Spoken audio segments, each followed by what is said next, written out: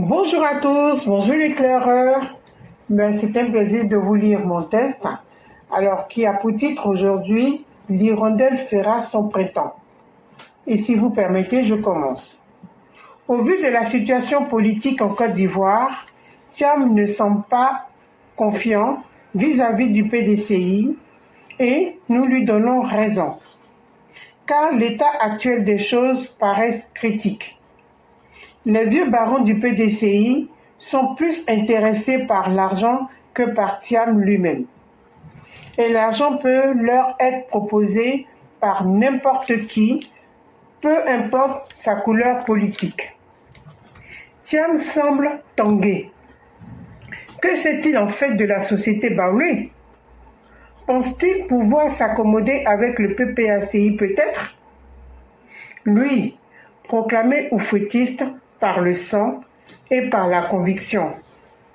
En tout cas, il s'est trouvé une canne blanche sortie de nulle part. En temps de conquête du pouvoir, il ne faut rien laisser au hasard.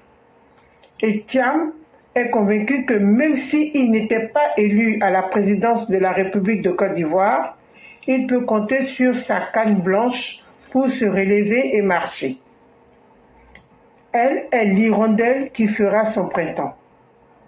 Une hirondelle frêle, capable de s'envoler très loin au moindre coup de fusil. Que c'est cette femme de la Côte d'Ivoire et de ses us et coutumes? Autant dire rien, que dalle. Dites à Titi que son hirondelle a beau être blanche comme une colombe, elle ne lui garantit absolument rien qui vaille dans le champ politique actuel du pays.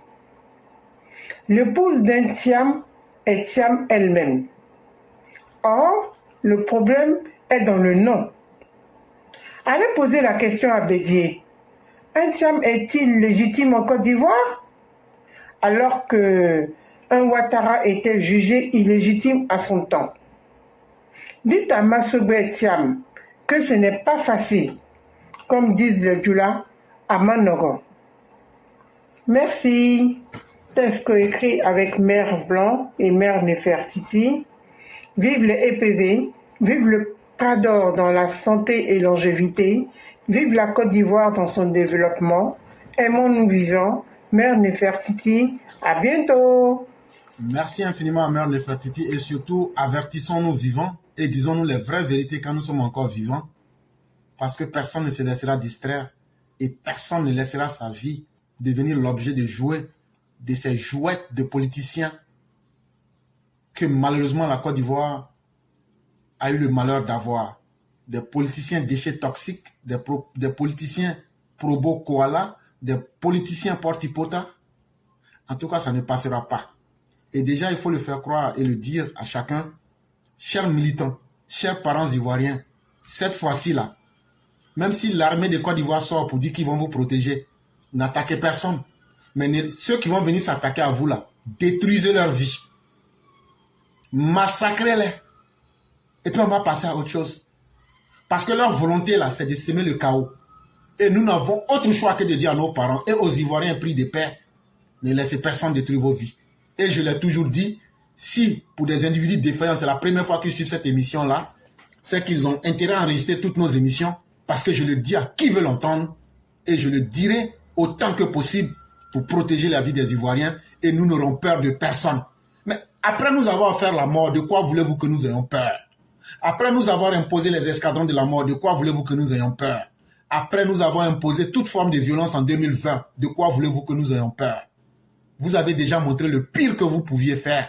Mais maintenant, c'est à notre tour de vous montrer que nous allons être fermes dans la protection de nos vies, de nos intérêts, de nos biens. C'est de cela qu'il est question.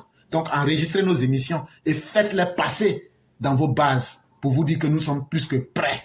Nous ne comptons pas sur l'armée de la Côte d'Ivoire. Nous ne comptons pas sur notre parti. Nous comptons sur notre conatus. Nous comptons sur notre volonté de nous tenir maintenus à la vie. C'est Spinoza qui appelait comme ça la vie. C'est à cela que nous tenons. Et nous n'allons pas négocier cela. Parce que vous voulez détruire nos vies, détruire la Côte d'Ivoire pour vos intérêts particuliers, pour que vous soyez heureux. Mais vous seul, vous ne représentez pas les 30 millions d'Ivoiriens. Et cette fois-ci, on va vous montrer ça. Déclenchez la première vague de violence et vous verrez si ce qu'on dit est faux ou même si ce n'est pas vrai. C'est de cela qu'il est question. On vous met au défi. Lancez les premières vagues. De quelque manière que ce soit, la riposte sera 10 fois plus violente et 10 fois plus fracassante pour vous. Mesdames et messieurs, on va déjà débuter avec les premières personnes. Nous sommes à la 17e minute. Tous ceux qui veulent la parole, il n'y a qu'une seule méthode. Surtout ceux qui nous ont écoutés, mais qui n'ont pas le courage intellectuel et qui n'ont pas la force d'être des garçons.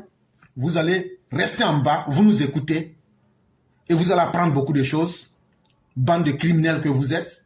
Entre-temps, tous ceux qui veulent la parole, vous aurez la parole pour 5 minutes et pas plus par personne. Nous sommes à la 17e minute. Tous ceux qui veulent prendre la parole, j'étais déjà en septembre en Côte d'Ivoire et on vous a maté à Yopougon. Yves Le Morveux. J'étais sur terrain. J'ai laissé mon boulot, je suis allé, on a fait le travail propre et puis je suis revenu. Et j'espère que toi-même tu seras sur le terrain et comme ça là, on va régler ça pour une bonne fois. Quelqu'un à qui on dit tu n'es pas là, tu parles là, c'est pas moi. Chaque fois qu'on vous a maté là, je suis sur le terrain, je prends mon billet d'avion et puis je vais sur le terrain. Il faut compter sur moi, je serai là-bas. Déclenchez seulement et vous allez goûter de ce que nous sommes.